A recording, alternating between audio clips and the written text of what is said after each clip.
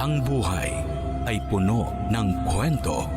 Mga kwentong nababalot sa misteryo. Liham ng gabi. Liham ng gabi. Merong isang uri ng aswang na kung tawagin ay mandarakal. Mga lahi ng babaeng aswang na kung saan ginagamit ang dugo at puso ng mga biktimang lalaki para mapanatili ang kanilang kagandahan at kabataan. Pamilyar ka ba sa kanila? Kung hindi pa, hayaan niyong ihatid ko sa inyo ang kwento ng mga mandarakal. Handa ka na ba? Magandang gabi. Ako, si Lady Gracia at ito ang Liham ng Gabi.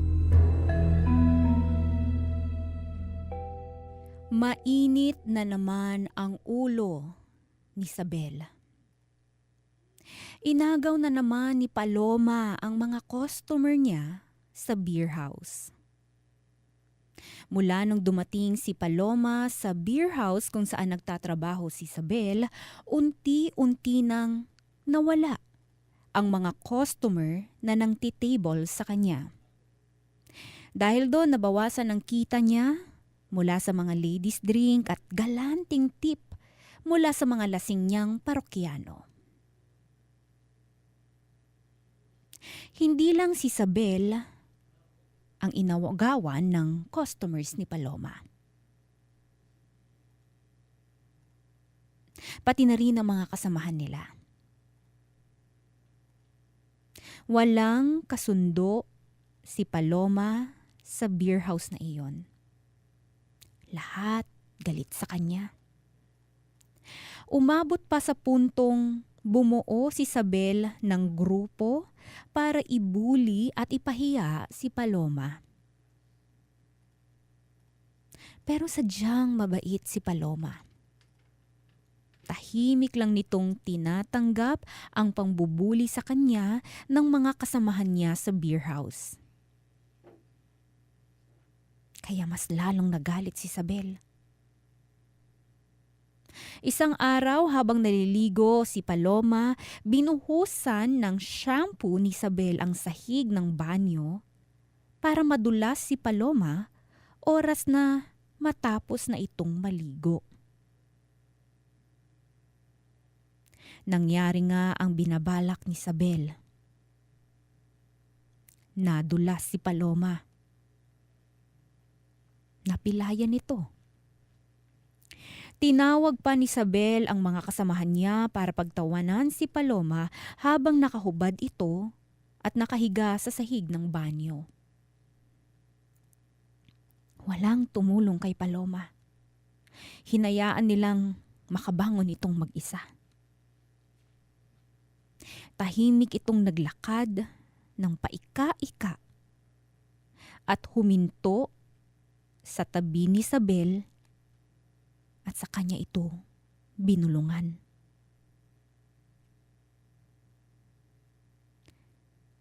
Hindi mo ko dapat kinakalaban, Isabel.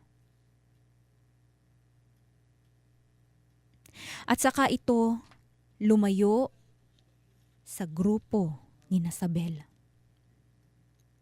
Panay lang ang tawanan nila nang makaalis na si Paloma. Pero si Isabel, may nararamdamang kakaiba.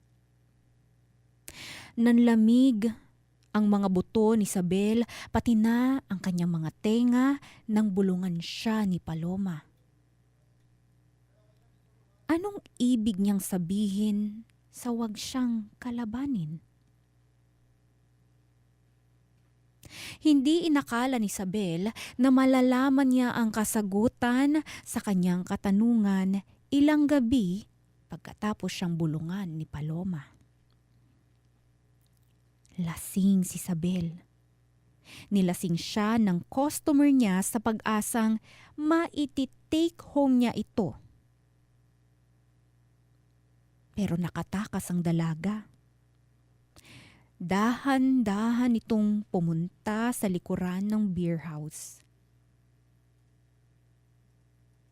Isang maliit na bakanting lote iyon. Doon siya nagtatago madalas tuwing pakiramdam niya ay sobra na ang pangbabastos ng customers niya sa kanya. Walang ibang pumupunta ron bukod sa kanya. Madilim kasi. At tambakan na iyon ng mga sirang gamit sa beer house.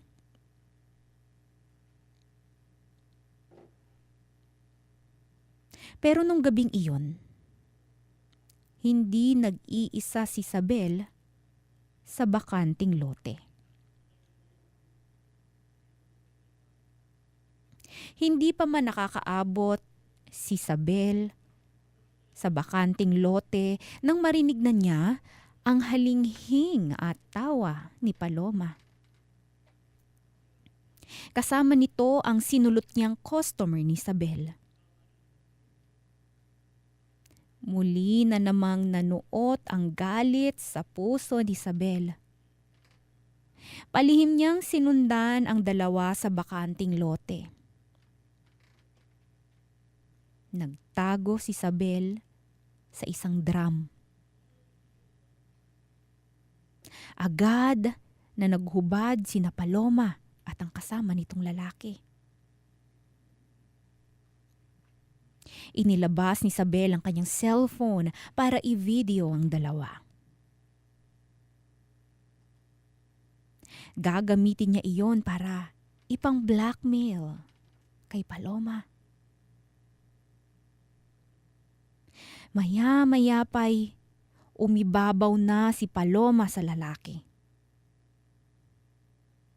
Nakangisi pa si Isabel.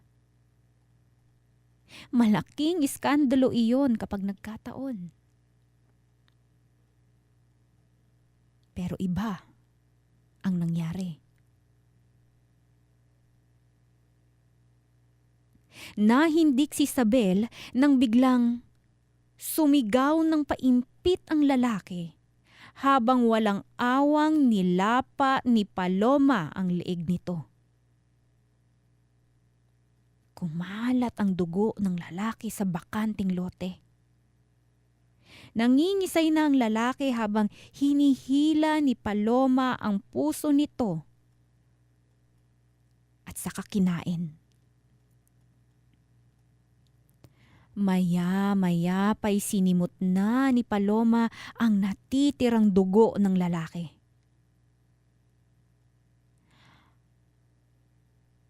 At bago tumayo si Paloma, agad niyang pinugutan ng ulo ang lalaki gamit ang matutulis at mahahaba nitong kuko. Kinuha nito ang ulo ng lalaki at saka hinalikan sa labi. Pagkatapos nun ay mabilis itong nawala sa dilim. Naiwang nakatulala si Isabel sa likuran ng drum. Biglang bumalik sa kanyang alaala ang kwento ng kanyang lolo Teryo tungkol sa isang babaeng aswang na ang mga biktima ay puro lalaki.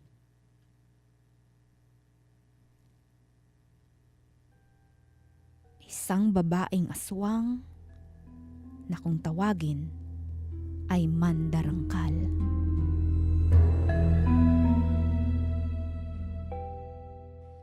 Bata pa lang si Isabel, rinding-rindi na siya sa mga kwento ng kanyang lolo Teryo tungkol sa mga mandarangkal. Paulit-ulit kasing nagkukwento si Lolo Teryo tungkol sa naranasan niya tungkol sa aswang na ito. Binata pa raw siya noon nang muntikan na itong mabiktima ng isang mandarangkal. Napakaganda raw ng mandarangkal. Hindi mo aakalaing isa itong aswang. Para raw nahihipnotismo ang mga kalalakihan sa tuwing ito ay dumaraan. Kaya raw kasing gayumahin at manipulahin ng mandarangkal ang mga lalaki sa pamamagitan ng palipad hangin. Mabilis na maaakit ng mandarangkal ang biktima nitong lalaki. Makakaramdam daw ng kakaibang init sa katawan ng lalaki hanggang sa mapapapayag na itong makisiping sa mandarangkal. Oras na malunod na ang lalaki sa tawag ng kanyang laman, doon na susunggaban ng mandarangkal ang leeg ng lalaki para mahigop ang kanyang dugo. Gamit naman ang matutulis at mahahaba nitong kuko, pupunitin nito ang dibdib ng kanyang biktimang lalaki para kunin ang puso nito. Iyon daw ang panghimagas ng mandarangkal. Oras na mabusog na ito sa kanya, pupugutan ng ulo ang kanyang biktima.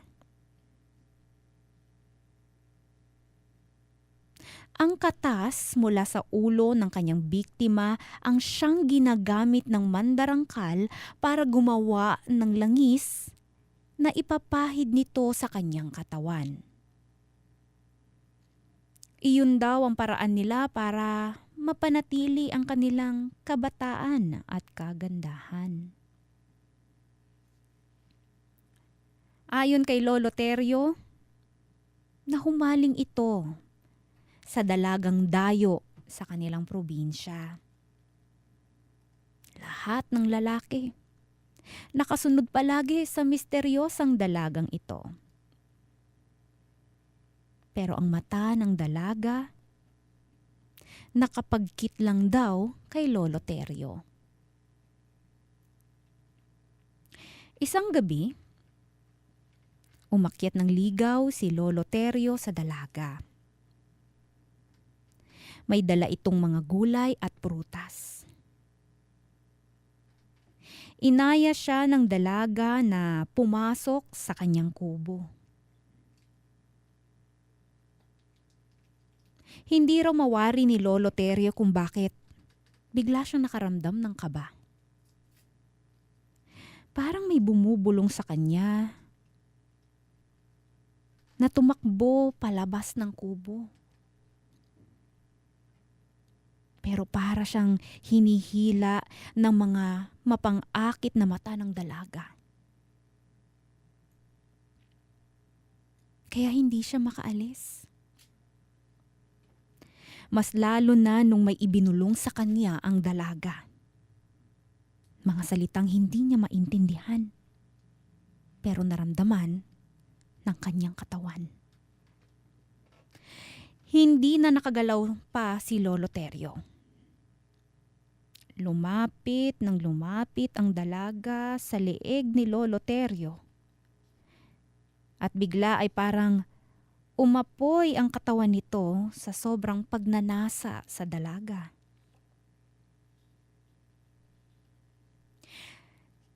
Nakakaramdam na siya ng mali kaya nagdasal ito ng nagdasal. Hanggang sa nagkaroon na ito ng lakas. Nang matauhan na ito, ay mabilis niyang itinulak palayo ang dalaga sa kanya. At doon niya nakita ng buo at mas malinaw ang itsura ng dalaga. Bigla itong nagkulay papel sa puti. Mapupula ang mga mata. Lumabas ang mga makakapal at matatalim na pangil at tumulis ang mga kuko. Naglalabas din ito ng kakaibang amoy. Masangsang, malansa, napakasakit sa ilong. Dala ng matinding takot na patakbo ito palabas ng kubo at saka dumiretso sa bahay ng isang albularyo. Hindi makapasok doon ang dalaga dahil sa mga proteksyong espiritual na nakapalibot sa kabuuan ng bahay. Nang makausap ni Lolo Terio ang albularyo, doon niya napag-alaman na isang mandarangkal ang dalagang Dayo.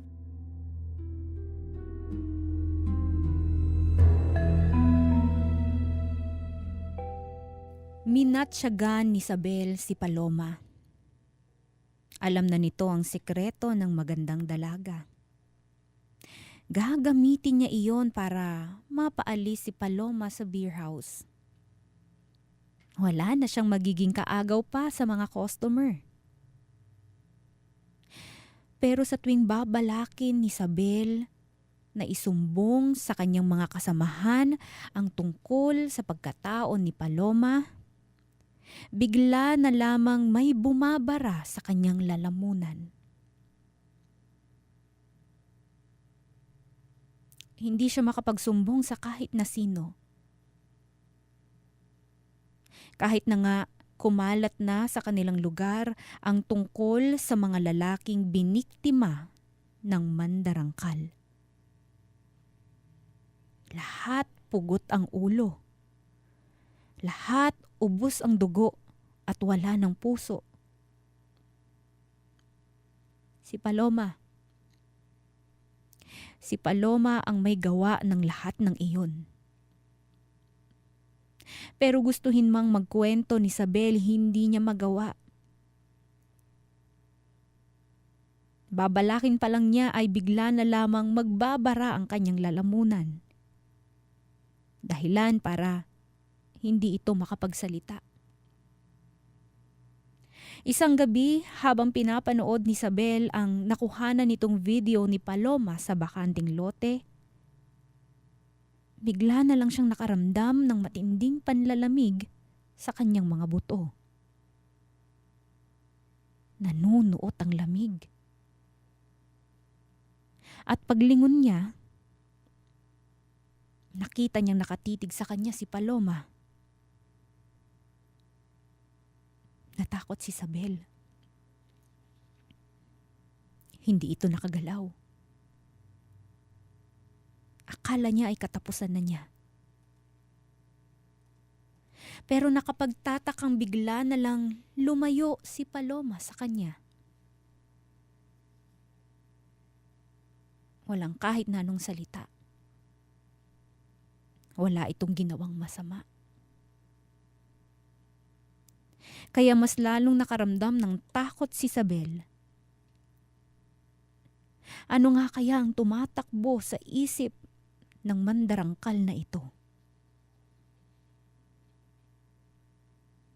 Sa sobrang takot ni Isabel, pinili na lang niyang umalis sa beer house.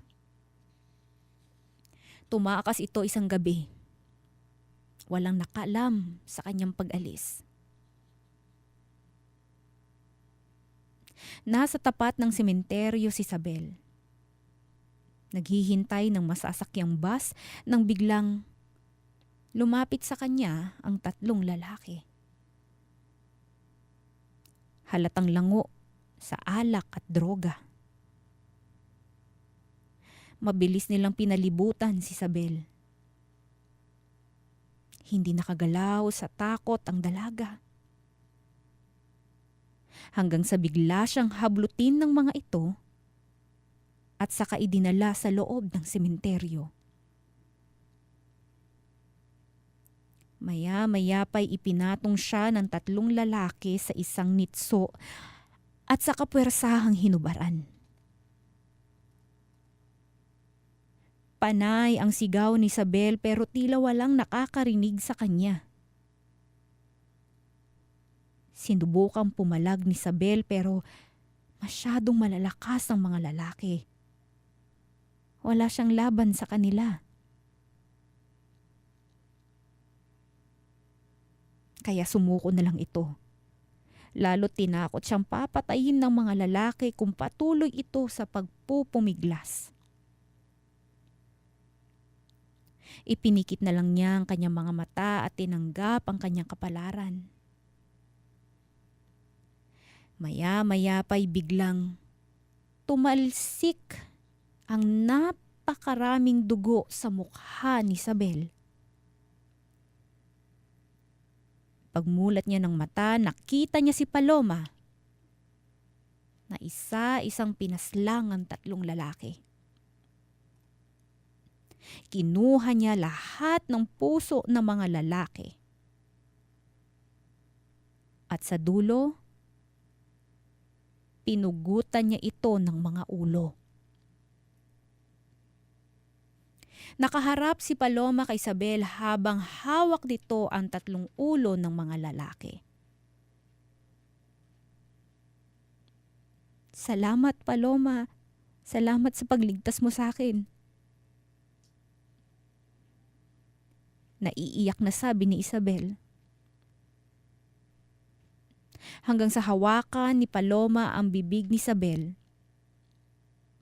Halos maduwal si Isabel dahil ipinahid ni Paloma ng pasadya ang dugo sa bibig nito.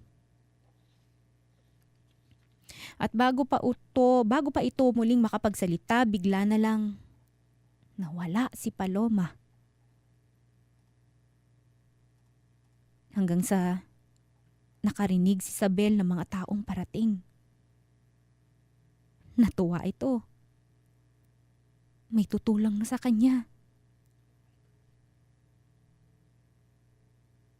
"Andito ako sa loob ng sementeryo. Tulungan niyo ako." Pinilit sumigaw ni Isabel. Sinubukan nitong makabangon mula sa nitso pero agad itong nabuwal at napaibabaw sa bangkay ng 3 lalaki. Iyon ang nadatnan ng mga tao. Kitang-kita sa mga mata nila ang takot. May hawak silang mga gasera at matatalim na kahoy. Isang pamilyar na mukha ang nakita ni Isabel. Ang may-ari ng beer house kung saan siya nagtatrabaho. "Tama si Paloma. Si Isabel ang mandarangkal." Sigaw nito. Naguluhan si Isabel sa narinig niya. Sinubukan niya magpaliwanag. Hindi siya ang mandarangkal, pero tulad ng dati may bumara na naman sa kanyang lalamunan. Hindi na naman siya nakapagsalita. Hindi niya madepensahan ang kanyang sarili, lalo na nung pinalibutan na siya ng mga tao at saka itinusok sa kanyang katawan ang matatalas na mga kahoy. Hindi pa sila nakontento. Ginamit nila ang gasera para sunugin ang katawan ni Isabel. Tapos na. Wala nang mandarangkal sa lugar na ito. Ligtas na tayo. Nakangising sabi ng may-ari ng beer house habang pinagmamasdan ang nasusunog na bangkay ni Isabel.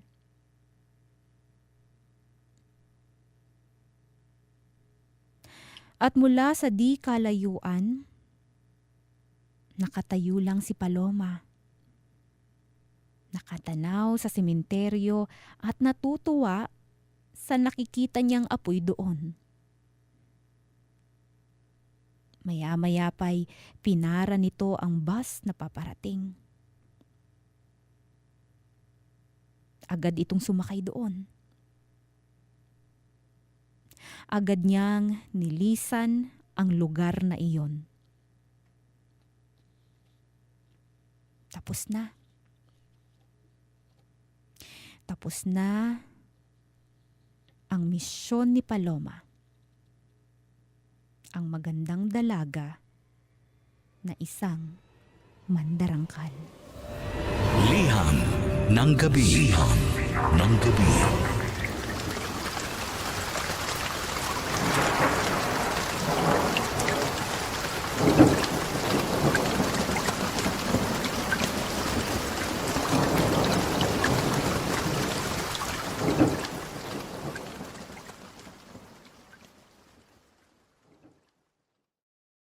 ang mga kwento ng pag-ibig, kwento ng buhay at kwento ng pag-asa dito sa Barangay Love Stories. Love Stories.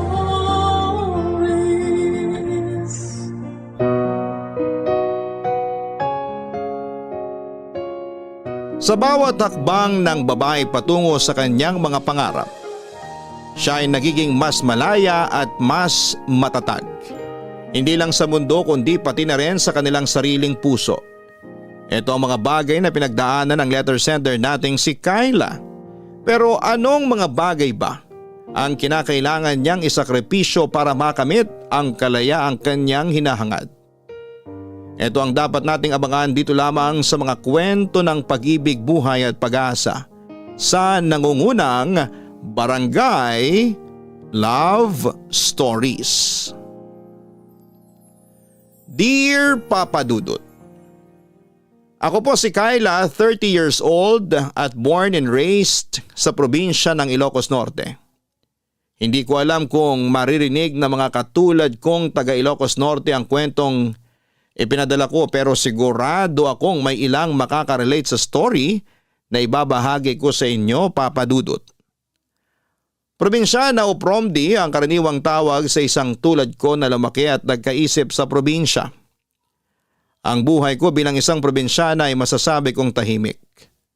Sobrang tahimik sa puntong pwede mo na rin po itong matawag na walang kalatoy-latoy o boring. Sa barangay namin kung saan iilan lang ang residente nito at halos lahat ay magkakakilala, ay napakahirap gumalaw. Lahat kasi ng kilos mo doon ay nakikita ng lahat.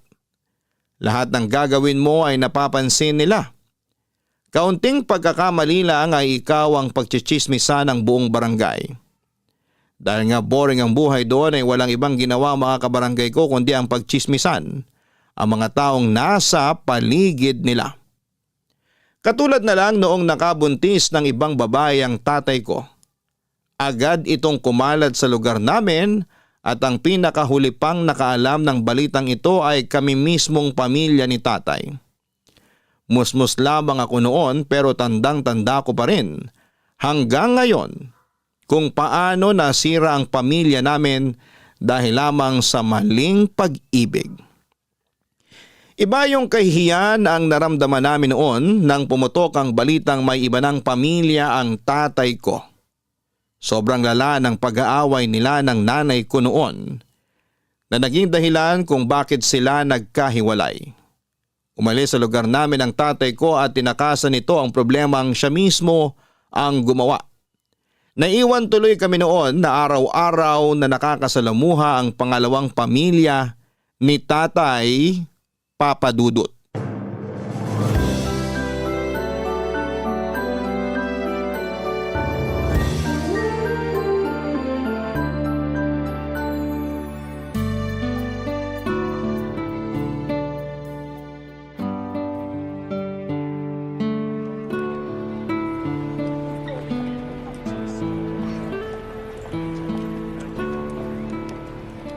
Ineng! Ineng! Kyla! Aling Josefa, bakit po? Sinong kasama mo rito sa simbahan? Mag-isa ka lang? Opo, mag-isa lang po ako. Bakit ka naman mag-isa lang? Nasaan ang nanay mo? Nasa trabaho po siya ngayon eh. Hinayaan ka niyang magsimba ng mag-isa lang? Anong oras na? Katatapos lang ng misa. Okay lang po yun. Hindi naman po ako magsisimba eh. Pupunta lang po ako sa kumbento para po maglinis.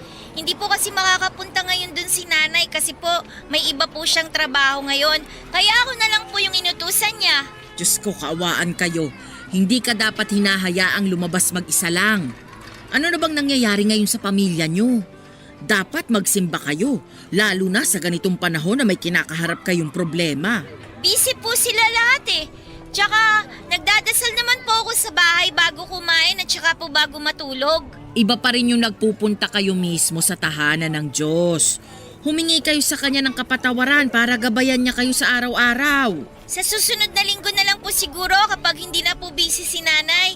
Mayon ko na po kayo ha. Sandali lang, dito ka na lang muna. Samahan mo ko rito habang inaantay ko yung sundo ko para may makausap naman ako. Sige po, pero saglit lang po Kasi po, baka inaantay na po ako sa kumbento eh. Oo, saglit lang to. Papunta na rin yung anak ko para sunduin ako. Kumusta na pala sa bahay ninyo? Mabuti naman po. Hindi na ba talaga bumalik yung tatay mong walang ya? Hindi na po eh. Sabi po ni nanay, makapal na raw po masyado ang pagmumukha ni tatay kapag daw po bumalik pa po siya sa amin. Eh kung bakit ba naman kasi naisipan niyang mambabae? Ang babata niyo pa para mawala ng ama. Hindi mo ba namimiss ang tatay mo? Namimiss po. Pinagdadasal ko nga po lagi na sana umuwi na siya sa amin ulit. Okay lang naman po kahit makapal po ang mukha niya. Basta po kumpleto lang po ulit kami. Mukhang mahirap nang mangyari yan. Sirang-sira na yung pamilya niyo eh. Kung bakit ba kasi nagkalat ang mga higad dyan sa tabi-tabi? Higad? Ano po yun? Yung mga babaeng makakate. Ewan ko ba? Ang dami namang lalaki dyan tapos sa may asawa pa talaga kumapit. Talagang sa panahon ngayon, talamak na ang agawan. Kakalungkot. Hindi ko po kayo maintindihan, Aling Josefa. Bata ka pa kasi kaya wala ka pang muwang sa mga nangyayari sa paligid mo. Hayaan mo, pagtanda mo, maiintindihan mo rin ang lahat. Basta pagtanda mo, huwag kang tutulad dun sa babae ng tatay mo ha. Mag-aral ka ng mabuti para hindi ka maging homewrecker. Alam mo ba ang ibig sabihin nun? Hindi po. Yung mga taong naninira ng pamilya, homewrecker ang tawag sa kanila. Palibhasa, yung babae ng tatay mo walang pinag-aralan, kung kani-kanino bumubukangkang. Ay, mga tao talaga ngayon. Maiba tayo. Nakita mo na ba yung kapatid mo? Opo, bago po ako umalis, pinakain ko po ng merienda yung mga kapatid ko. Hindi sila ang tinutukoy ko. Ang tinatanong ko, yung kapatid mo sa labas. Yung anak ng kabit ng tatay mo. Nakita mo na ba siya? Balita ko, nanganak na raw yung babae eh. Yun po ba? Hindi pa po. Hindi ko po alam na nanganak na po pala siya. Lalaki raw yung anak eh. Sabi ng kapitbahay nila, kamukhang-kamukha raw ng tatay mo. Hindi po kami interesado sa buhay nila, Aling Josefa. Sabi po kasi ni nanay, masyado na raw po kaming maraming problema sa buhay para po problemahin pa namin sila. Hindi ka ba interesado man lang na makita yung kapatid mong yon? 3 lang po kaming magkakapatid. Hindi ko po kapatid yung sinasabi nyo. Kung sa bagay, naiintindihan ko naman kayo kung ayaw ninyong tanggapin yung pangalawang pamilya ng tatay nyo. Maski ako rin naman, kapag nangyari yun sa akin, masasaktan din ako ng sobra. Mabuti na lang hindi nagloko yung asawa ko dati eh. Yun nga lang, maaga siyang kinuha ng Panginoon.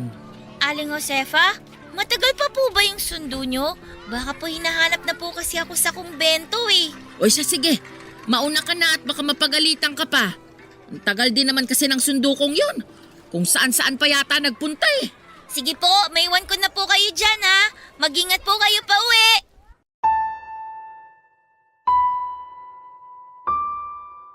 Ang kwento ng pamilya namin ay parang pelikula na napanood ng lahat.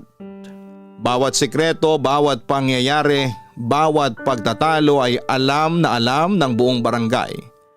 Dahil katulad nga ng sabi-sabi, may tenga ang lupa at may pakpak ang balita. Dahil nasa isang barangay lang kami ng pangalawang pamilya ni tatay ay hindi may iwasan na araw-araw kaming nagkikita. Hindi ko alam kung saan humuhugot ng kakapalan ng mukha ang kabit ni tatay at nanatili siya sa lugar namin kahit na pinagpipiestahan na siya noon ng mga tsismosa.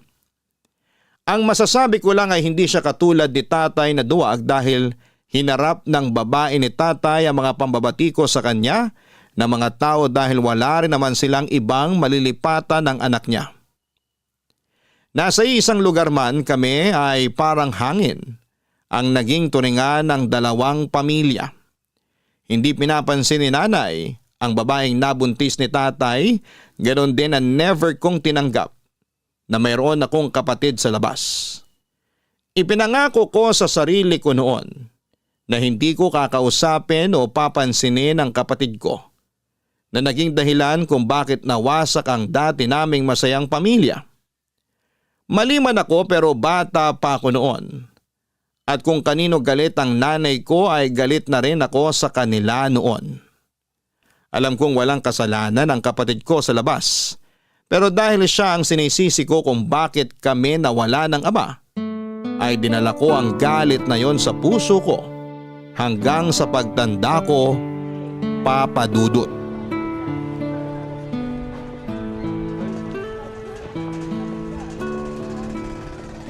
Aling Josefa, pabili naman po ako ng barbecue. Uy, sakto, buena mano. O ilan bang bibilin mo? Magkano po ba? 20 pesos isa. Huh? Ang mahal naman po ng barbecue nyo? Ano yan? Ginto? Ay nako, mahal na ang baboy ngayon. Isama mo pa yung uling, yung sauce, tapos akong nagtitinda, paano na?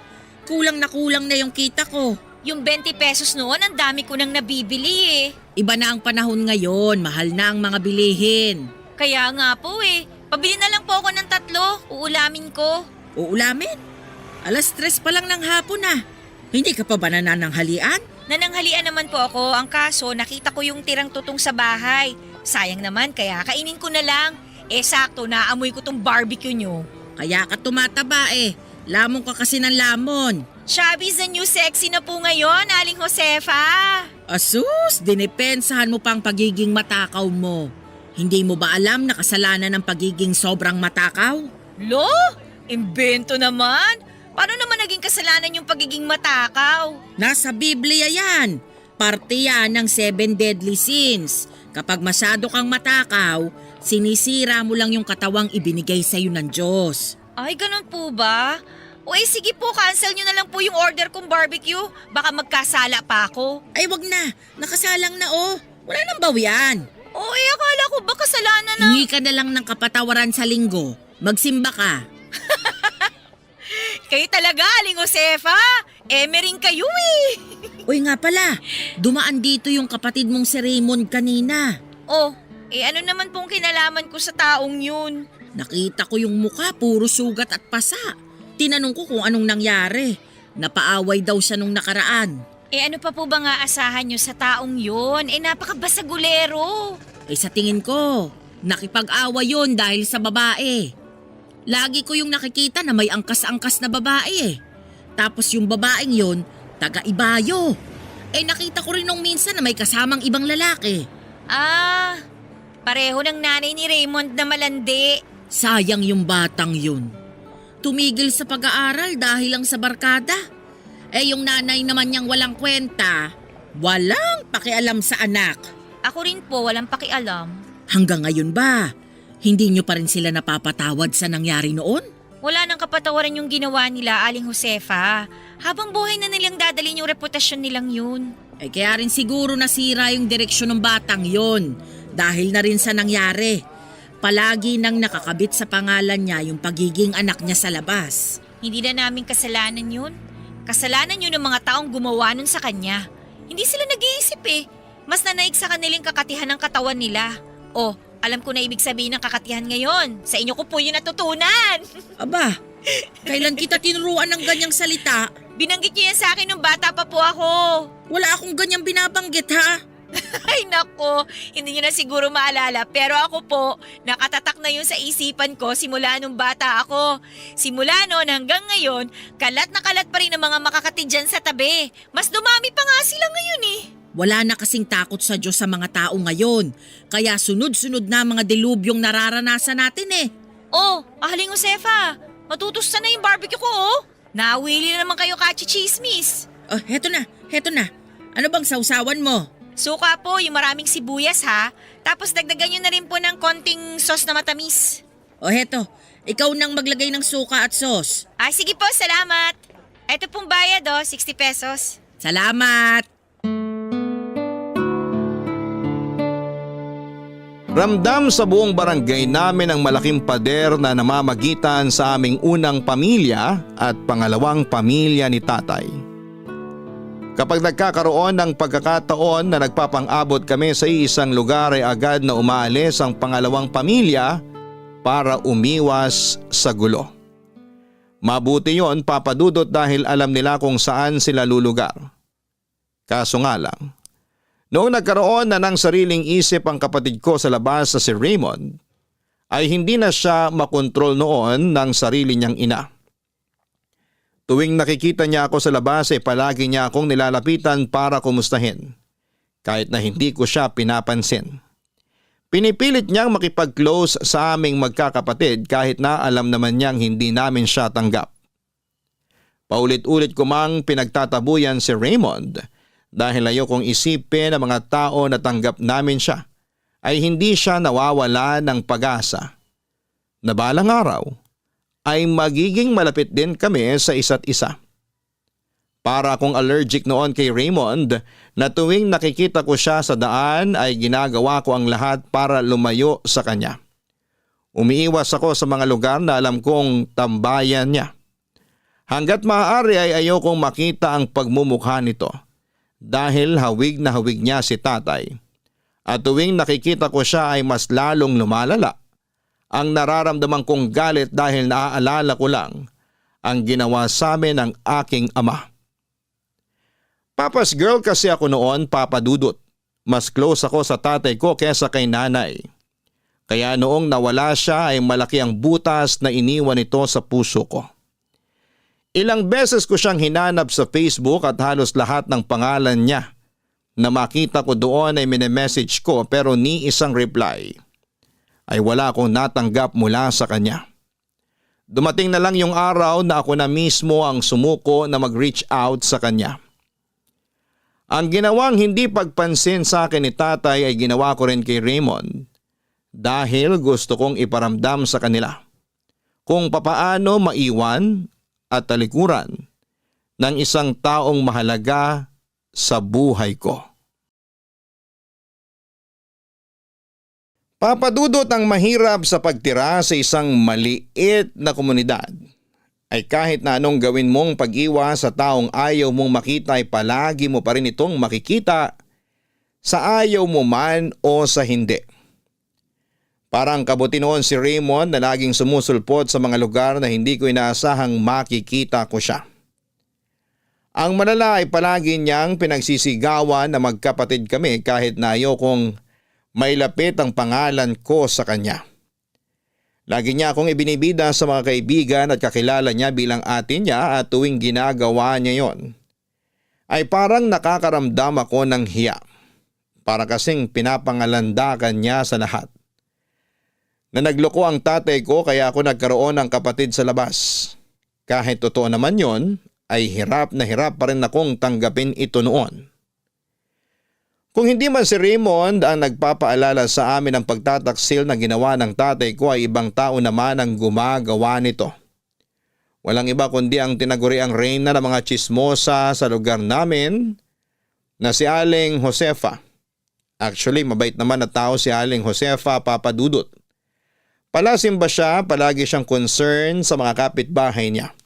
At marami na siyang kabutihang nagawa. Pero sa lahat ng mabubuting asal na meron siya. Ang isang pinakaayaw kong ugali nito ay ang pagiging chismosa niya. Minsan masyado siyang atribida at pakialamera sa puntong nakakasakit na pala siya ng damdamin ng hindi niya nalalaman. Tuwing nagkakausap kami ay palagi niyang kinukumusta sa akin si Raymond na as if close kaming dalawa. Hindi ko alam kung sinasadya ba niya yon o talagang concern lamang siya kay Raymond. Pero anuman ang tunay na hangarin nito ay hindi ko gusto na lagi niya akong tinatanong at ina-update tungkol sa mga kaganapan sa buhay ng pangalawang pamilya ng tatay ko. Oy, Kayla! Oh, Aling Josefa! Lagi na lang tayo nagkikita kung saan-saan ah. Namalengke ka? Opo, naghahanap ako ng mangga. Yun ang cravings ko ngayon eh. Bakit? Naglilihi ka ba? Buntis ka ba? Oo naman. Gusto ko lang ng mangga, buntis agad. Hindi po ako buntis. Gusto ko lang talaga ng mangga na isasawsaw sa suka na puno ng sili. Akala ko naman naglilihi ka. Diyan kasi ako naglihi nung buntis ako sa panganay ko eh. Paano ako mabubuntis eh? Wala naman po akong boyfriend. Mas mainam yan. Huwag ka munang magkapamilya kasi sa hirap ng buhay ngayon. Mas maganda yung may pera ka bago mag-asawa para hindi kayo maghirap. Alam ko naman po yun. Uy, nabalitaan mo na ba yung bagong chismis tungkol dun sa nanay ni Raymond? O ano na naman po yan? Kay aga-aga, chismis na naman agahan ninyo. Nag-away yung mag-ina. Hindi mo ba narinig? Bakit po sila nag-away? Hindi ko alam yung dahilan pero ang sabi-sabi, nag-uuwi daw ng lalaki yung nanay ni Raymond. O syempre, yung bata, pangit na nga yung reputasyon dito sa lugar natin. Mas papangit na naman dahil sa panlalalaki ng nanay niya.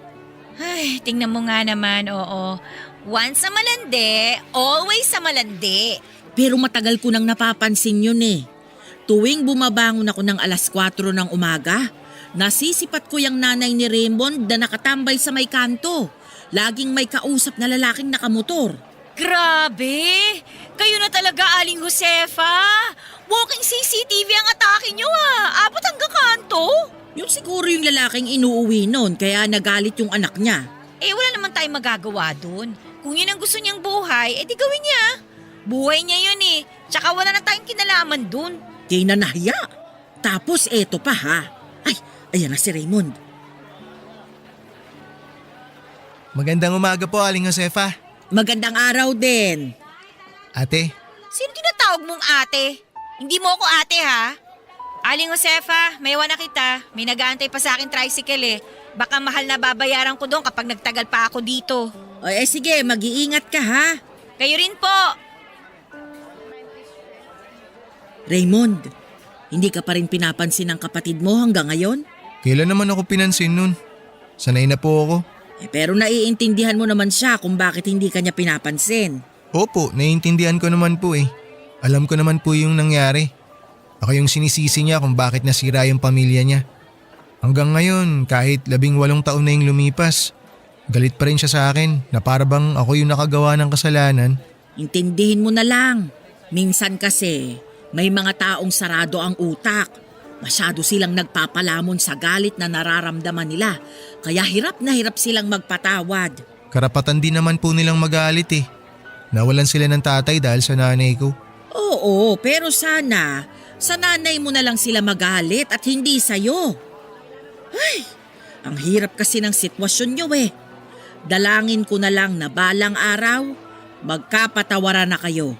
Kahit papano naman magkapareho pa rin kayo ng dugo na nananalaytay sa katawan ninyo. Ay, sana nga po. O maiba tayo. Totoo ba na lumayas ka sa inyo? Lumayas? Saan naman po galing yung balitang yan? Narinig ko lang kanina dito mismo sa palengke. Nag-away daw kayo Oy, bakit? Anong pinag-awayan ninyo? Wala po kami pinag-awayan. Tsaka wag nyo na lang po intindihin yun. Sa amin na lang po ni nanay yun. Totoo ba na may lalaki siyang inuuwi sa inyo kaya ka nagalit? Bahala po kayo mag-isip, Aling Josefa. Maiwan ko na po kayo. Teka, sandali lang. Marami pa akong itatanong sa'yo, Raymond. Hindi ako required na tanggapin o mahalin ang kapatid ko sa labas, lalo na kung siyang dahilan ng pagkasira ng pamilya namin. Kahit konsensyahin pa ako ni Aling Josefa ay hindi ko magagawang ituring na kapatid si Raymond dahil puno pa rin ng puot at pagkasuklam ang puso ko noon sa kanya. Kahit pa sabihin ng mga taong magkapareho kami ng dugong nananalaytay sa katawan namin ay wala akong pakialam, Papa Dudut. Ang nakakainis, kami ang biktima kaya dapat ay kami ang kampihan ng mga tao. Pero sa pagdaan ng panahon, mas nakakuha pa ng simpatya ang pangalawang pamilya ni tatay dahil sa ginagawa naming pag-iitsapwera sa kanila. Lumalabas na parang kami pang masama. Kesyo kahit ano raw ang gawin kong pagdideny ay kapatid ko pa rin si Raymond kaya dapat ay tanggapin ko na lamang daw ang katotohanan. Hindi raw maganda sa tao ang nagtatanim ng sama ng loob at galit.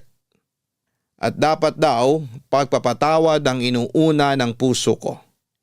Hindi ko alam kung papaanong kami ang naging masama gayong kami naman ang inosente. Mas lalo tuloy nadagdagan ang galit ko na nararamdaman kay Raymond at sa nanay nito dahil mas sila pa ang kinakampihan ng mga tao noon. Ang mahirap sa pagtira sa probinsya ay limitado lamang ang pangunawa ng mga tao doon. Kailangan mong sumunod sa nakagisnang kultura ng komunidad dahil kung hindi ay ikaw ang mapapasama. Kaya naman nung nagkaroon ako ng oportunidad na layasan ang lugar na nakagisnan ko ay pinatos ko kaagad ito. Isang trabaho sa Maynila ang inalok sa akin ng kaibigan kong matagal nang nagtatrabaho doon. Pumayag akong kunin ang trabahong alok nito para lamang matakasan ko ang buhay ko sa probinsya, Papa Dudut.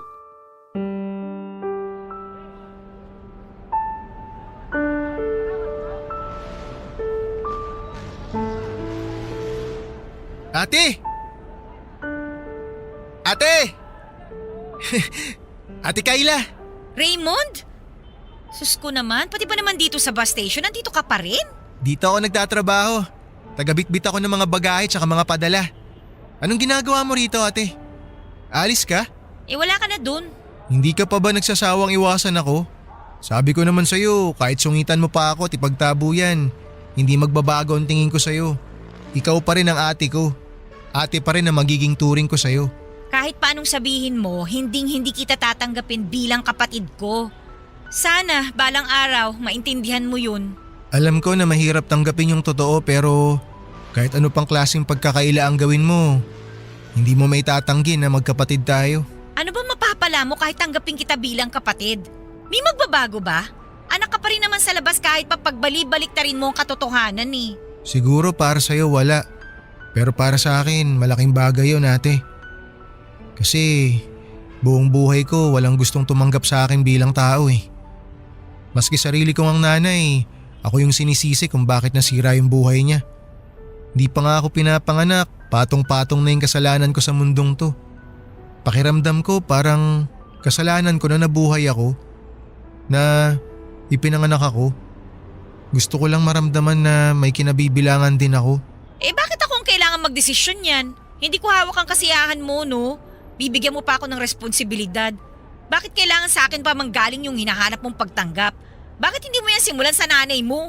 Pasensya ka na kung dinamay pa kita sa problema ko. Hindi naman kita pinipilit eh. Kung ayaw mo, wala akong magagawa. Tatanggapin ko yun ng buo. Pero sana, huwag mo naman tanggihan yung kabutihan at pagmamahal na ibinibigay ko sa'yo. Hindi ko kailangan ng kabutihan at pagmamahal mo. Marami nagbibigay niyan sa akin. Alam mo, huwag mong gawing kaawa-awa yung sarili mo ha. Huwag mo ipagpilitan ang sarili mo sa mga taong hindi ka gusto kasi pinapahiya mo lang yung sarili mo. Kalimutan mo na lang yung mga sinabi ko, ate. Di bale, hindi na tayo magkikita ulit. Sa wakas, mababawasan na rin ako ng pinoproblema. Bakit? Aalis ka na ba talaga? Pupunta ako ng Maynila. Ano oras balis ang sunod na bus? 10:00 yung susunod na biyahe papuntang Maynila. Hindi mo na naabutan yung para kanina, kaalis lang eh. Teka, anong gagawin mo sa Maynila? Doon ako titira. Lalayasan ko na tong lugar na to na puno ng mga chismosa na walang ibang ginawa kundi manira ng ibang tao. Iiwan mo pamilya mo dito? Paano na nanay mo tsaka mga kapatid mo? Bakit mas concern ka pa sa kanila kaysa sa akin? Alis ako dito para sa kanila, para makapagtrabaho ng maayos at para makatulong sa mga gastusin dito. Hindi ka ba natatakot sa Maynila? Di ba laging nababalita dun na maraming patayan? Maraming kriminal dun. Nagpapaniwala ka naman sa mga napapanood mo. Siyempre, ibabalita nila sa TV yung mga masasamang tao. Kailan pa sila nagbalita ng mga mabubuting nagawa ng mga tao? Malawak ang Maynila at hindi lahat ng lugar doon delikado. Ayaw mo na ba dito? Mas tahimik dito. Mas simple ang buhay. Tahimik? Kailanman hindi naging tahimik ang buhay ko dito, no? Simula pagkabata ko, laging laman na ng chismis ang buhay ng pamilya ko dahil sa ginawa ng tatay ko at ng nanay mo. Hanggang kailan ka dun? Bakit ba ang dami mong tanong? Close ba tayo? Hindi mo kailangan malaman ang mga plano ko sa buhay ko, no? Pasensya ka na. Nagtatanong lang naman. Hayaan mo, ate. Ako nang bahalang magbantay sa maiiwan mong pamilya dito. Kaya na nila mga sarili nila, hindi ka nila kailangan. Tsaka please lang. Tigilan mo na kami, Raymond. Hayaan mo na lang kaming mamuhay ng tahimik. Hindi mo naman kami kailangan eh. At ganun din kami, hindi ka namin kailangan. Nagmamalasakit lang naman ako. Kung gusto mong makatulong, buhatin mo na tong bagahe ko para maisakay na dun sa bus na papuntang Maynila. Saan ba yon? Ay, oo nga pala. Sumunod ka sa akin, te. Dito yung bus papuntang Maynila. O mauna ka na, bibili lang ako ng ticket. Sige, yung pinakadulong bus, ate. Yun yung aalis. Doon mo na lang ako puntahan.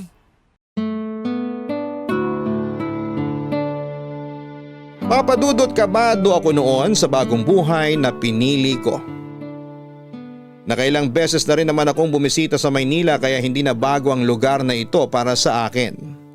Pero karaniwan ay puro pagbisita lamang ang ginagawa ko na tumatagal ng 2 hanggang 3 araw. Excited man ay hindi ko maiwasang makaramdam ng kaunting takot dahil alam kong ibang-iba ang buhay sa probinsya kumpara sa Maynila. Sa EDSA pa lang ay sinalubong na agad ako ng naglalakihang gusali at billboard ng mga artista. Ang kabang nararamdaman ko noong una ay napalitan ng tuwa. Nagkaroon ako ng pag-asa sa puso ko dahil matagal ko nang inaasam ang ganong klase ng kalayaan. Malayo sa mga mapanghusgang mga tao. Malayo sa mga makalumang gawain. Sa pagpunta ko sa Maynila ay umaasa ako na magbabago na ang buhay ko na dati ay napaka-boring. Sa isang paggawaan ng tinapay ako nagtrabaho, Papa Dudut. Minimum wage lang ang natatanggap ko kada buwan pero kung ikukumpara ito sa dati kong trabaho sa probinsya ay di hamak na mas mataas ito kumpara sa natatanggap kong sweldo noon. Ang mahirap nga lang ay medyo mahal din ang pamumuhay sa Maynila. Nakakapagod ang transportasyon. Na ilang beses kang sasakay sa iba't ibang klase ng sasakyan para makauwi. Hindi tulad sa probinsya na isang sakay mo lang ay makakarating ka na sa destinasyon mo. Ganon pa man ay bukas palad kong tinanggap ang bagong buhay ko kapalit ng kalayaan na matagal ko nang inaasam. Papa Dudut, hindi may kakaila na marami talagang oportunidad sa Maynila kumpara sa probinsya. Pero hindi rin may tatanggi na mas mahal ang mga gastusin sa Maynila. Mahirap ang mamuhay doon dahil marami kang babayaran katulad na lamang ng renta ng bahay, gastos sa pagkain, bayad sa kuryente at araw-araw na transportasyon. Ang sahod na nakukuha ko noon ay nauuwi lang sa mga bayarin at kakaunti lang ang naitatabi ko para makapag-ipon. Hindi ko tuloy noon magawang mamasyal o mamili man lang ng mga bagay na gusto kong bilhin kahit na nagkalat ang mga mall sa Maynila. Dahil naghihigpit ng sinturon sa mga sumunod na taon ay hindi na muna ako umuwi sa probinsya. Tuwing Pasko at Bagong Taon, kasama ko sa mga selebrasyon ng mga boardmates ko na nagsilbi ng pangalawa kong pamilya. Kahit papaano, nakapagdadala naman ako ng kaunting pera sa bahay at malaking tulong na yon. Lalo na't noong panahon na yon, ay ako lang ang may trabaho sa aming magkakapatid. Mahirap malayo sa sariling pamilya pero ang pangungulila ko mula sa kanila ay napawi dahil sa mga bagong kaibigan na nakilala ko. Malaki rin ang naitulong ng pagkakaroon ko ng boyfriend. Sa Maynila na ako nakakilala ng lalaking minahal ko, Papa Dudut. Itago na lang natin siya sa pangalang Peter. Nakilala ko siya dahil katulad ko rin siyang boarder na nangungupahan sa tapat ng boarding house namin. Mula siya sa Samar at mabilis kaming nagkahulugan ng loob. Dahil pareho kaming galing sa probinsya at pareho ring wala ng ama. Ang pagiging malapit namin sa isa't isa ay nauwi sa pag-iibigan. Oh, heto na yung order mo ulam, adobong sitaw. Salamat. Ilang taon na tayo kumakain sa karinderya na to pero hanggang ngayon, yung adobong sitaw pa rin talaga yung palagi mong binibili. Hindi ka pa ba nagsasawa dyan? Hindi. Kahit araw-arawin ko pa to, never ako magsasawa dito. Ano bang espesyal sa ulam na yan? Tinikman ko yan nung nakaraan, wala namang kakaiba eh. Katulad lang din yan ng ibang adobong sitaw na natikman ko na dati. Ito kasi, katulad mismo ng luto ng nanay ko. Parehong-pareho sila ng timpla tsaka pagkakaluto. Hindi overcook yung sitaw kaya talagang malutong siya kainin. Hindi rin masyadong maalat yung sarsa. Sakto lang yung tamis tsaka asim. As in kung wala ako dito sa Maynila, aakalain ko talagang si nanay ang nagluto nito. Hindi ko alam na yan pala yung paborito mo. Hindi naman sa ito yung paborito ko. Ayoko nga ng gulay nun eh. Pero kapag kasi kumakain ako nito, feeling ko nasa probinsya na rin ako eh. Natitikman ko yung mga lutong bahay na kinakain ko noon. Pagbigyan mo na kasing nanay mo. Umuwi ka rin sa inyo kahit isang beses sa isang taon lang. Tapos, isama mo na rin ako para may pakilala mo ako sa pamilya mo. Wag na, sayang yung pera. Alam mo ba kung magkano gastos pa uwi at pabalik doon? Magkano ba? Mahigit 2,000. Tapos anong gagawin ko doon? Magbabakasyon, gastos ulit. Mas maganda na yung pera na lang ipadala ko sa kanila para tipid. Tsaka may video call naman eh. Nakakapagkita naman tsaka nakakapag-usap pa rin naman kami kahit magkalayo. Kahit na. Iba pa rin yung nakakasama at nahawakan mo sila ng personal. Hindi na kailangan yun. Ayaw mo lang ako ipakilala sa kanila eh. Hindi talaga. Masyado pang maaga eh. 2 years mo na akong boyfriend. Maaga pa rin ba yun? Maniwala ka sa akin, masyado pa talagang maaga. Tsaka kapag nag-uwi ako ng lalaki sa amin, pagpipiestahan na naman ako ng mga chismosa doon. Tsaka na lang kapag sure na. Ibig mo bang sabihin hindi ka pa sure sa akin? Alam mo, mahirap maging sure sa mga bagay-bagay. Aminin man natin o sa hindi, marami pa tayong kailangang pagdaanan tsaka maranasan para masabi nating okay na to, na pwede na tayong bumuo ng sarili nating pamilya. Ikaw ba? Ready ka na ba? Pamilya agad? Hindi pa, oy. O yun nga, di ba? Kapag ipinakilala kita sa pamilya ko, dapat ready ka na sa mga ganung bagay.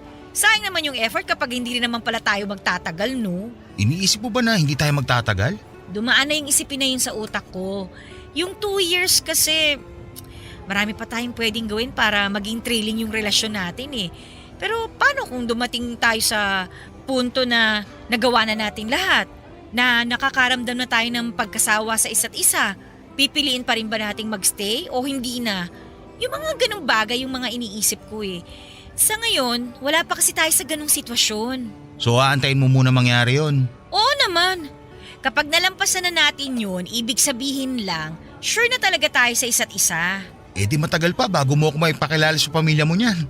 O bakit? Hindi mo ba kaya magantay ng ganong katagal? Kaya naman. O yun naman pala eh. Eh di wala nang problema. Wala naman talagang problema. Nabanggit ko lang naman na baka gusto mo akong isama kapag nagbakasyon ka. Hindi pa kasi ako nakakapunta sa norte. Hayaan mo, makakarating ka rin doon. Ako pa magiging tour guide mo kung gusto mo. Talaga? Oo naman. Sinabi mo yan ha? Wala nang bawian. Oo naman. Ba't ko naman babawiin yung sinabi ko? Tsaka sigurado rin naman ako na kapag ako yung bibisita sa probinsya nyo, siguradong itutour mo rin ako, di ba? Gusto mo rin pumunta sa amin? O bakit? Wala ka bang planong ipakilala ako sa pamilya mo? Meron naman pero matagal na rin ako hindi nakakauwi sa amin eh. Tingnan mo, pareho lang din naman pala tayo eh. Saka na nga lang natin pag-usapan ulit yan kapag may plano na talaga tayong umuwi. Kain na muna tayo.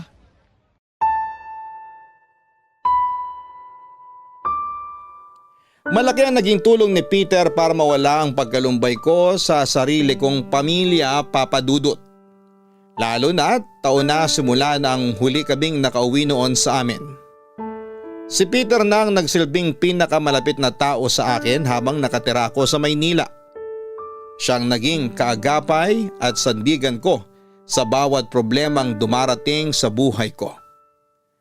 Sa kanya ako humuhugot ng lakas at inspirasyon sa bawat hamong kinakaharap ko noon.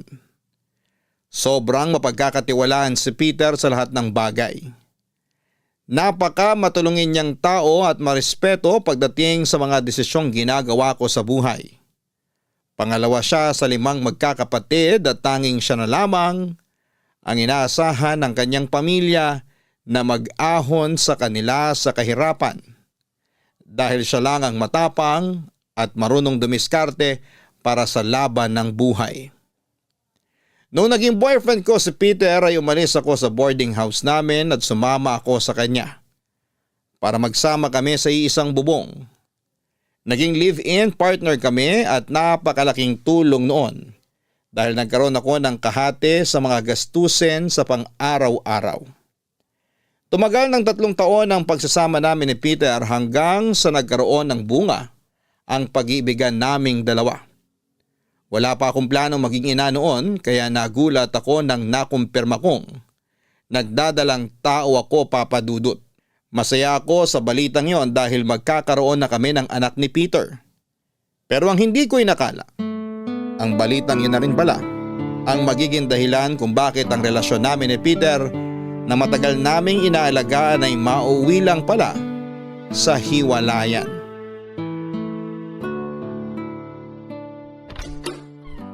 Oh, Kayla, gising ka pa? Gabi na. Inaantay talaga kitang makauwi. Sabi ko naman sa'yo, mauna ka na magpahinga kasi gagabihin ako ngayon. Kumain ka na ba?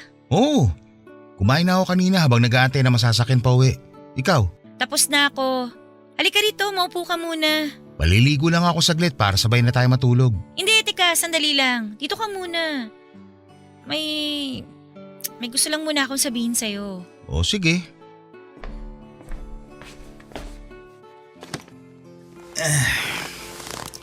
Ano ba yung sasabihin mo? May dumating na balita sa akin kanina. Balita? Galing saan? Sa probinsya nyo? Hindi. Galing ako sa klinik kanina. Nagpa-check up ako. May gusto lang sana akong ikumpirme. Klinik? Masama ba ang pakiramdam mo? May dinaramdam ka bang sakit? Peter, buntis ako. 4 weeks. Ha? Buntis? Buntis ka? Oo. Magiging tatay ka na. Hindi pwede to. Ha?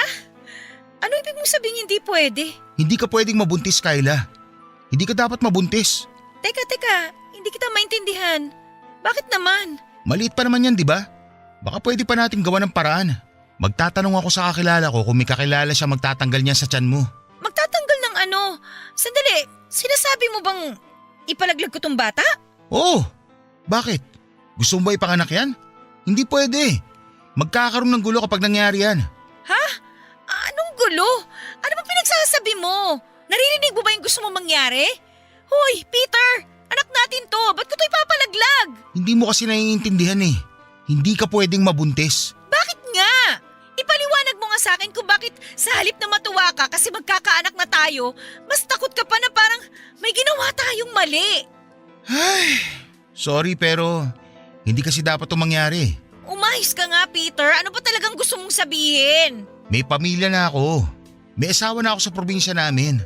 Kaya hindi kita mapapanagutan pati na rin yung bata sa sinapupunan mo. Ano?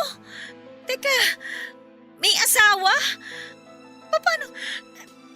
Kailan ka ba nagkaroon ng asawa? Pinagloloko mo ba ako? Hoy, bago kita sinagot, siniguro kung wala kang ibang pamilya. Chinek ko yung mga social media account mo. Wala akong nakita na may pamilya ka na. Kasi marami akong account. Hindi lang iisa yung account ko. Wow! Proud ka pa? Proud ka kasi magaling kang magtago? Na marunong ka manloko ng tao? My gosh naman! Paano ako nagpauto sa'yo?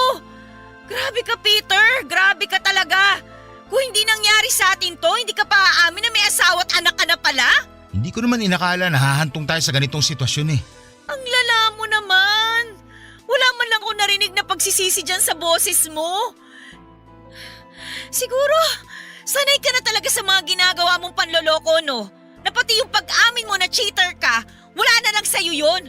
Kapal naman ang mukha mo. Basta nasabi ko na yung gusto kong mangyari. Nasa iyo na yun kung… Hindi ko ipapalaglag tong bata. Gagawin mo pa akong makasalanan? Binigyan mo na nga ako ng kasalanang hindi ko naman gustong gawin. Ginawa mo akong kabit mo nang wala akong nalalaman tapos gusto mo pang dagdagan ng mga kasalanan ko? Kilabutan ka nga, Peter! Tao ka pa ba? Wala ka pa man din sa impyerno pero daig mo pa yung demonyo kung mamuhay ah! Maliligo na ako. Yun na yun? Pagkatapos mong umamin na may sarili ka ng pamilya sa probinsya, pagkatapos mo sabihing kabit lang ako, yun na yun? Maliligo ka na parang walang nangyari? Ano bang gusto mong gawin ko? Pagsisisihan mo tong ginawa mo! Eh di sorry. Basta hindi ko matatanggap yung bata dyan sa tiyan mo. Kung gusto mo ituloy pa rin itong relasyon natin, huwag kang manganak. Sa tingin mo, gugustuhin ko pa makipagrelasyon sa'yo matapos sa mga nalaman ko?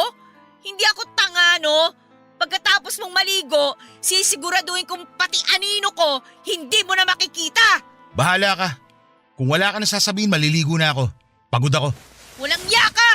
Karmahin ka sana!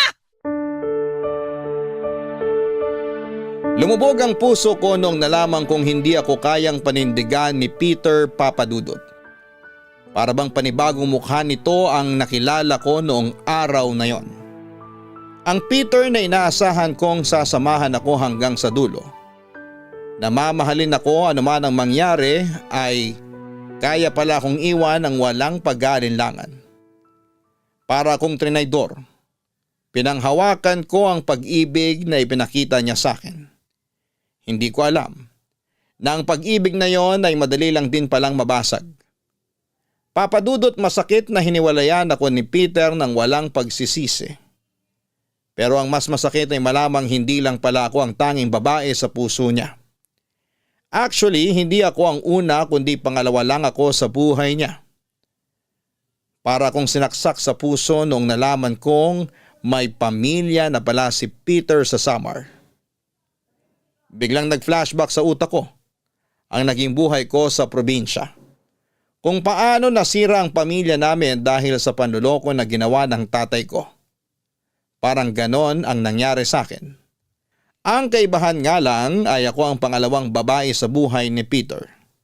Ako yung kabit. Isang salitang kinasusuklaman ko simula pagkabata. Hindi ko ginustong maging kabit at hindi ko alam na isa pala akong kabit.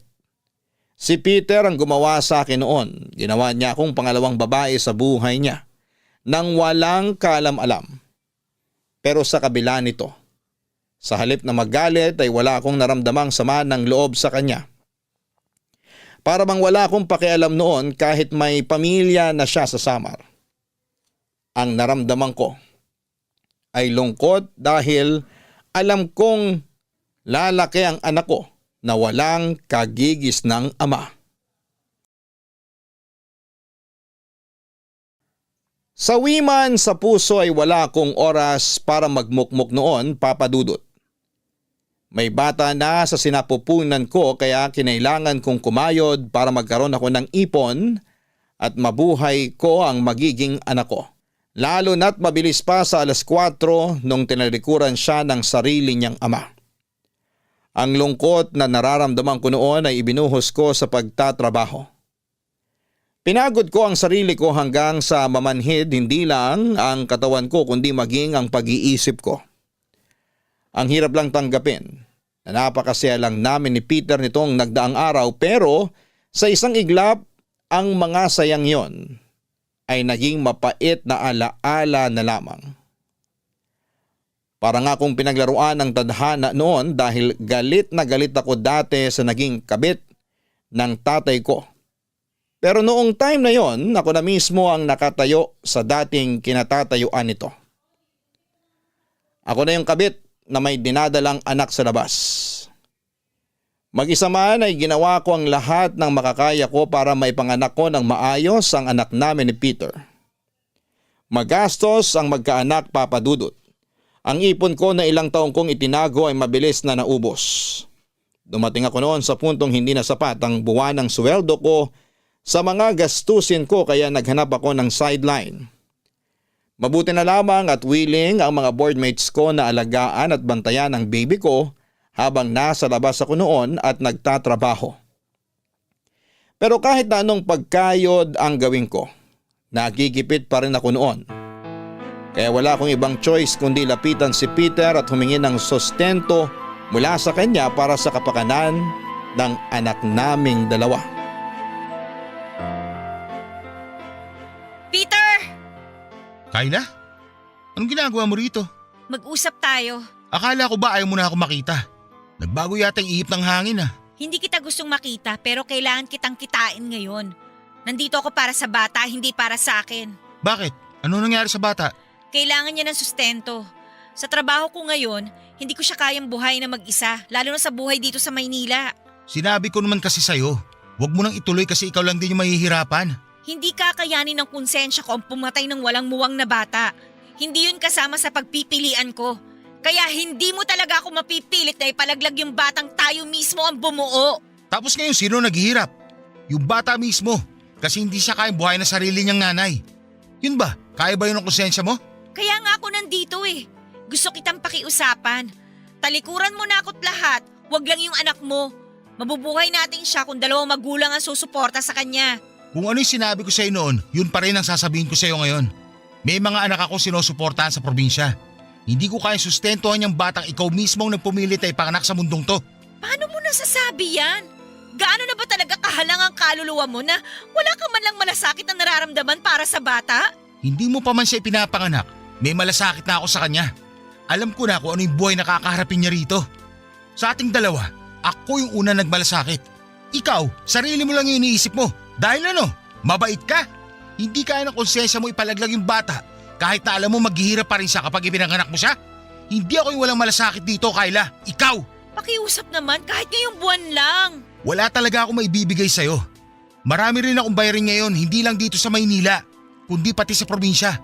Katulad ng sinabi ko sa'yo, may pamilya akong binubuhay. Kahit pahiramin mo na lang ako, babayaran din kita kagad kapag sumahod na ako. Please naman, Peter, oh. Pasensya ka na talaga, pero ito yung buhay na pinili mo eh. Kaya hindi ko na to problema pa. Walang yaka talaga? Hindi magiging ganito ang buhay ko kung hindi dahil sa'yo eh. Kung hindi mo ako niloko, kung hindi mo ako binuntis. Oo, kasalanan ko na yung nangyari. Pero tandaan mo, naghanap ako ng solusyon sa problema natin. Binigyan kita ng pagkakataong pumili ng landas na tatahakin mo. Ito yung pinili mo, kaya ito yung dapat mo na panindigan. Sige, ganito ang gusto mong laro? Sige, papalagan kita. Ano na lang kaya ang sasabihin ng pamilya mo sa probinsya kapag nalaman nilang may anak ka sa labas? Handa ka sirain yung pamilya ko para sa sarili mo? Makasarili ka nga. Gagawin mo sa mga anak ko yung ginawa sa'yo ng tatay mo? Gusto mong pagdaanan ng mga anak ko yung pinagdaanan mo? Sige, gawin mo. Pero itong tandaan mo, hindi ko iiwan ang pamilya ko katulad ng ginawang pag-iwan sa inyo ng tatay nyo. Walang yaka talaga! Sa ginawa mong to, mas lalo mo lang hindi makukuha yung hinihiling mo sa akin. Kahit anong klaseng pananakit pa ang gawin mo, hindi kita tutulungan sa gusto mong mangyari. Kulang pa nga yan sa ginawa mong pagsira sa buhay ko! Kung wala ka na sasabihin pa, lubayan mo na ako. Mas maganda nga huwag na tayo magkita ulit. At binabalaan kita, Kyla. Kapag sinira mo ang pamilya ko, sisiguraduhin kong pagsisisir mo yung gagawin mo. Umalis ka na! Papa Dudut, hindi ko alam kung saan humuhugot ng kakapalan ng mukha ang mga lalaking nag-iipon ng mga babaeng lolokohin nila na agad ding tatakbuhan kapag nadisgrasya nila ito. Lahat ng mga ganong klaseng lalaki ay isinusumpa ko hanggang sa ngayon. Wala silang ibang ambag sa mundong ito kundi perwisyo sa mga kababaihan at pamilyang kanilang sinisira. Dahil ayaw na talaga kaming tanggapin ni Peter noon, ay hindi na ako naghabol pa. Ang tanging naisip ko na lamang noon na solusyon ay ang bumalik sa probinsya. Nang mga panahong yon ay walang kaalam-alam ang sarili kong pamilya na may anak na ako. Nahihiya kasi akong ipaalam sa kanila na nagkaroon ako ng anak nang hindi ako kasal at wala itong ama. Isang malaking kahihiyan yon lalo na sa lugar namin kung saan ay napakahalaga ang pagkakaroon ng isang kumpletong pamilya na dumaan sa nakasanayang proseso. Pero dahil sa wala akong ibang choice noon, ay napilitan akong bumalik sa probinsya namin, Papa Dudut. Gulat na gulat ang pamilya ko noon nang umuwi ako sa bahay na may bitbit ng bata. Pero hindi lang si nanay at mga kapatid ko ang nagulat dahil pati ang mga tsismosa sa lugar namin ay nagulantang din. Wala pang isang araw ay kumalat na agad sa barangay namin ang balitang nabuntis daw ako at hindi ako pinanagutan ng lalaking nakabuntis sa akin. Kung ako ang dating Kyla noon, labis na kahihiyan ang mararamdaman ko sa sitwasyon ko. Pero kung may isang bagay man akong natutunan sa pagtira ko sa Maynila, ito ay ang pagkakaroon ko ng tapang para ipaglaban ang sarili ko, lalo na sa mga mapanghusgang tulad ni Aling Josefa.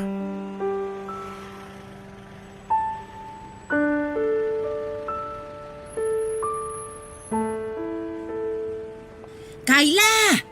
Kyla! Sa wakas naman nagpang-abot na tayo.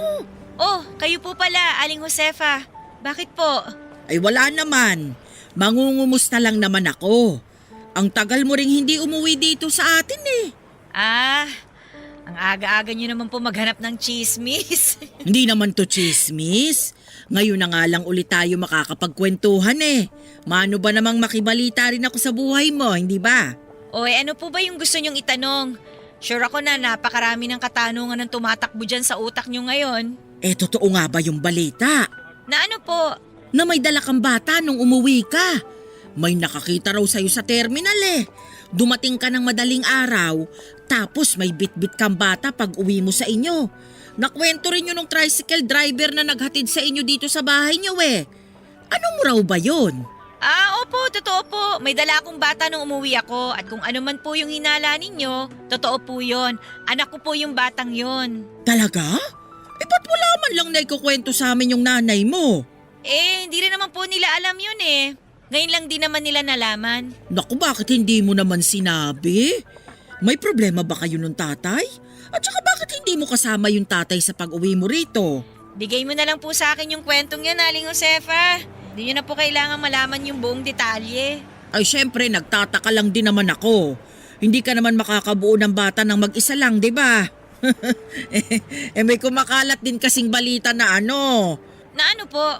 Huwag kang ma-o-offend sa sasabihin ko ha. Pero ang sabi-sabi, kabit ka raw. Tapos ang kwento, kaya ka raw nagmamadaling umuwi rito kasi nahuli ka nung totoong asawa. Saan nyo naman po nasagap yung chismis na yan? Kayo talaga, oo? Dahin nyo pa mga reporter sa 24 oras kung makibalita ah. Ay narinig ko lang din naman. Mas maganda na yung ako mismo ang magkumpirma, hindi ba? Basta po, masaya po ako ngayon nakasama ko yung anak ko. Kahit kami lang dalawang magkasama, okay na yun. Yun lang naman po ang dapat nyong malaman. Naku, mukhang totoo nga yata. Ano po? Ano po yung sinabi nyo? Wala!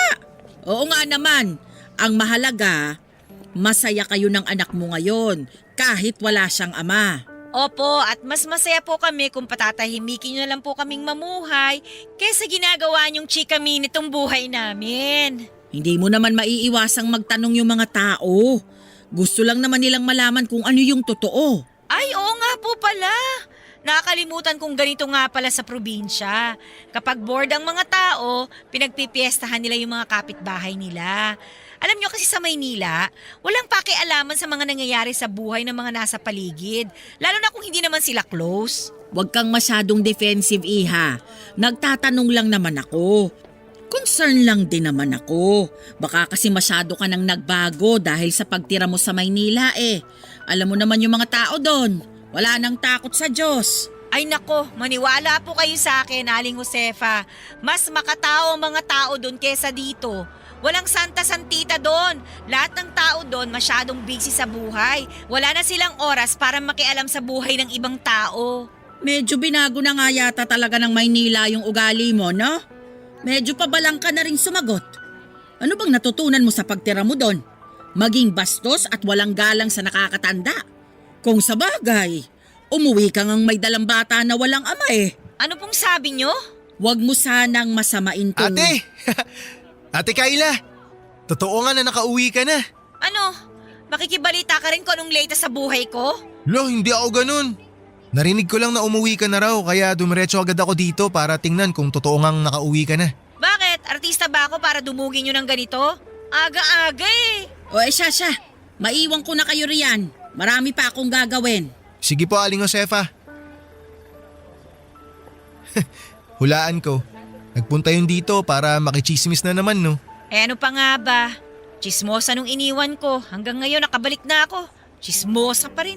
Siya nga ay nagpapakalat ng kwento tungkol sa'yo, ate. Sabi nag-uwi ka raw ng bata kasi tinakasan ka nung tatay sa Maynila.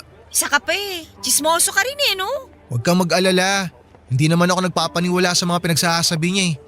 Kung ano man ang naging buhay mo sa Maynila, sa'yo na yon. Ang akin lang, ate, sana payagan mo akong makita yung pamangking ko. Kung okay lang naman sa'yo. Bumalik ka na lang mamaya. Natutulog pa siya.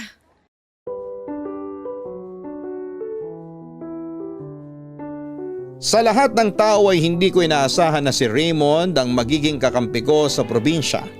Katapat ang mga taong judgmental.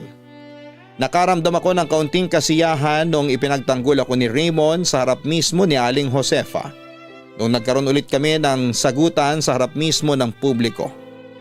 Ang taong pilit kong itinataboy noon ay nanatili ang paggalang at pagtrato niya sa akin bilang kapatid. Dahil sa mga pinagdaanan ko sa Maynila ay nagbago na totally ang pagtingin ko sa buhay, lalo na ngayon na ang anak ko ay bunga rin ng isang makasalanang pag-ibig. Naisip ko na katulad ng anak ko ay walang kasalanan si Raymond sa mga nangyari noon. Hindi niya ginusto na naging bunga siya ng pagtataksil. Hindi niya ginusto na masira ang pamilya namin. Hindi niya ginusto na maging anak siya ng kabit. Ganon din ang anak ko na walang kinalaman sa mga kasalanang ginawa namin ng tatay niya. Ngayong mas naliwanagan na ang pag-iisip ko. Sinubukan kong humingi ng kapatawaran sa mga inasal ko kay Raymond. Pinatawad naman niya ako, Papa Dudut. Simula noon ay unti-unti ko rin siyang tinanggap bilang half-brother ko. Bilang kapalit nito ay naging maayos na tito si Raymond sa pamangkin niya. Kahit na walang ama ang baby ko, ang mga kapatid ko na ang tumayo bilang pangalawa nitong magulang. Hanggang dito na lamang po ang kwento ko, Papa Dudut. Bago ko tapusin ang sulat ko ay gusto ko lang sanang mag-iwan ng isang mahalagang leksyon para sa lahat ng nakikinig ngayon. Totoo ngang mas mabuti ang mamuhay ng walang galit sa puso. Ito ang tunay na kalayaan na kailangan nating asamin. Yun lang po at maraming salamat po. Ang inyong forever kapuso at kabarangay, Kayla. Maraming salamat sa pagbabahagi ng iyong kwento, Kayla. Mga kabarangay, ang kalayaan ang nagbibigay sa atin ng pagkakataon na magsimulang muli.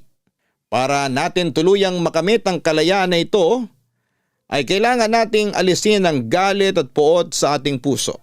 Dahil ang pagpapatawad ang nag-aalis ng mga masasamang alaala ng nakaraan. Sa pamamagitan nito ay nakakamta natin ang tunay na kapayapaan sa ating buhay. Hanggang sa muli, ako po ang inyong si Papa Dudut sa mga kwento ng pag-ibig, buhay at pag-asa sa Barangay Love Stories number 1. Barangay Love Stories. Barangay Love Stories. Napakasakit na nangyari kay letter sender. Pero buti sa uli, naging maayos pa rin ang buhay niya. Anong say mo sa Barangay Love Stories na ito? Pagkwentuhan natin sa comment section yan.